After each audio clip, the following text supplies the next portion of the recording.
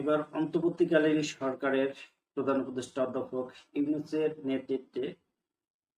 বিগত ৩টি অবৈধ নির্বাচনের তদন্তে একটি কমিটি গঠন করা হয়েছে। সেখানে এই ৩টি বিতর্কিত যে নির্বাচন, সেই নির্বাচনে কি কি নির্বাচন কমিশনার এবং সচিবদের ভূমিকা ছিল সেই বিষয়ে একটি তদন্ত কমিটি হয়েছে। সেই কমিটি রিপোর্ট প্রদান করলেই হয়তো তাদের বিচারের আওতায় আনা হবে এবং মাঠ পর্যায়ে কার কি ভূমিকা ছিল, নির্বাচন কমিশনারদের কি ভূমিকা ছিল এই নির্বাচন নিয়ে এবং তাদের পক্ষপাতিত্বমূলক আচরণ ছিল কিনা, সব বিষয় নিয়ে কিন্তু একটি কমিটি গঠন করা হয়েছে। সেই কমিটি রিপোর্ট করলেই হয়তো কোনো ব্যবস্থা সরকার নেবেন। তো এই বিচারের আওতায় কারা আসবেন? সাবেক জড়িত নির্বাচন কমিশন ইসির সাবেক প্রধান নির্বাচন কমিশনার ও সচিবালয়ের সচিবদের ভূমিকা তদন্তে অবিলম্বে কমিটি গঠন করা হয়েছে। তো এখানে নির্বাচন কমিশনেরও তো একটি ভূমিকা ছিল এবং মাঠ পর্যায়ে আমার মতামত যেটি, মাঠ পর্যায়ে যারা প্রিজাইডিং অফিসার ছিল তারা কিন্তু এবং স্থানীয় যে প্রশাসন ছিল তারা কিন্তু এটার সাথে সবচেয়ে এবং সরাসরি জড়িত ছিল। নির্বাচন কমিশন যদিও মাঠ পর্যায় থেকে যে রেজাল্টটি গিয়েছে তারা সেটি প্রকাশ করেছেন এবং তারাও জেনেছে যে ভোটে কারচুপি হয়েছে, কিন্তু তারা সেটি আড়াল করার চেষ্টা করেছে এবং কোনো কার্যকরী ব্যবস্থা নেয়নি। এটির বিরুদ্ধে কিন্তু জনগণের একটি ক্ষোভ ছিল এবং এই সরকার আসার পর 5ই আগস্টের পর মানুষের মনে যেটি আশা ছিল যে এই সরকার সর্বপ্রথম এই নির্বাচনগুলোর যে বৈধতা দিয়েছিল যারা যারা এর সাথে জড়িত তাদেরকে বিচারের আওতায় আনা, কিন্তু সেটি দেরিতে হলেও সেটি সরকার করতে সক্ষম হয়েছেন এবং সামনে কি হয় সেটি আমরা আসলে দেখার অপেক্ষা রয়েছে।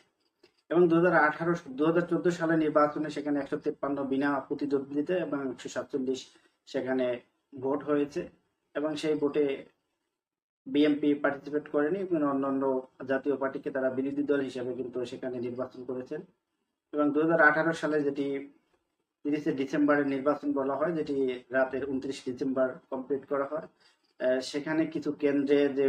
ভোট সেখানে দেখা গেছে 231টি আসনে 100% ভোট পড়েছে এবং 70 থেকে 80 থেকে 100% ভোট পড়েছে প্রায় 2000-এর মতো কেন্দ্রে। এরকম করে কিন্তু সেই 2018 সালের ভোটটি সম্পন্ন করে নুরুল হুদার নেতৃত্বে এবং ইসি হেলাল উদ্দিনের নেতৃত্বে সেই কমিশন।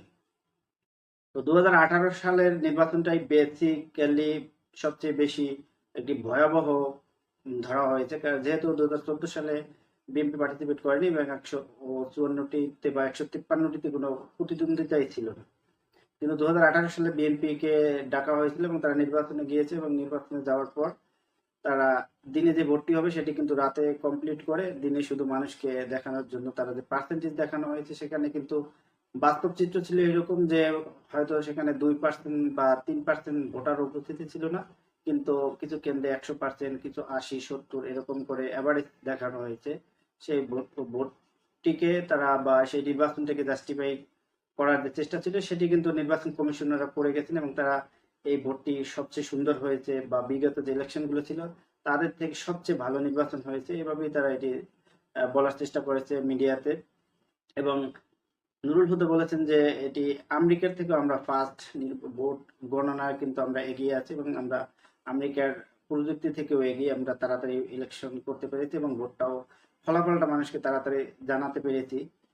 এবং এই নির্বাচন ইতিহাস হয়ে থাকবে, এরকম বিতর্কিত যে মন্তব্যগুলো নুরুল হুদা করেছিলেন তার পরিপ্রেক্ষিতে কিন্তু মানুষের একটি ক্ষোভ ছিল, যেহেতু মানুষ সেখানে ভোট দিতে যাননি কিন্তু তারা এই ভোটটিকেও বৈধ বলে চালিয়ে দিয়েছেন এবং এই অবৈধ নির্বাচনগুলো যেখানে জনগণের রায়কে প্রাধান্য দেওয়া হয়নি এবং জনগণ সেখানে পার্টিসিপেট করেনি এবং ভোট দেননি, কিন্তু তারা সেখানে পার্সেন্টেজ দেখিয়ে সেই নির্বাচনগুলোকে বৈধ এবং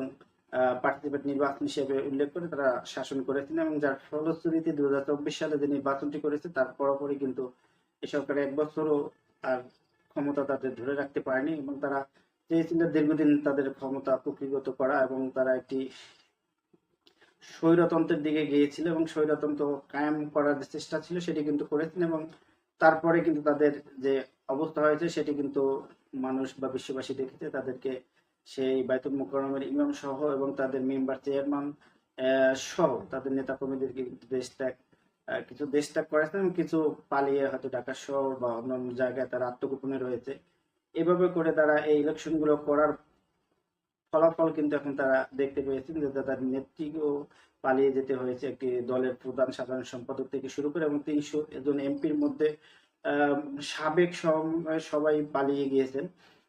এবং তাদের যে জেলা উপজেলার নেতৃবৃন্দ ছিলেন তারাও কিন্তু পালিয়ে গিয়েছে। তো এভাবে করে তারা যে ক্ষমতা কুক্ষিগত করা এবং তারা যে স্বৈরতন্ত্র কায়েম করতে চেয়েছিল সেটি কিন্তু মানুষ একটা সময় ফুঁসে উঠেছে এবং সেটি কিন্তু তারা এখন হারে হারে টের পাচ্ছে। তো এই নির্বাচনের একটি কথা যে যেটি অবৈধ নির্বাচন সেটিকে বৈধতা দেওয়ার কিছুই নেই, কিন্তু তারা বৈধ ভাবে এটা উপস্থাপন করেছেন এবং এই নির্বাচনের সাথে আসলে ম্যানিপুলেট যারা করেছেন, বিশেষ করে যারা প্রিজাইডিং অফিসার ছিলেন এবং উপজেলার যিনি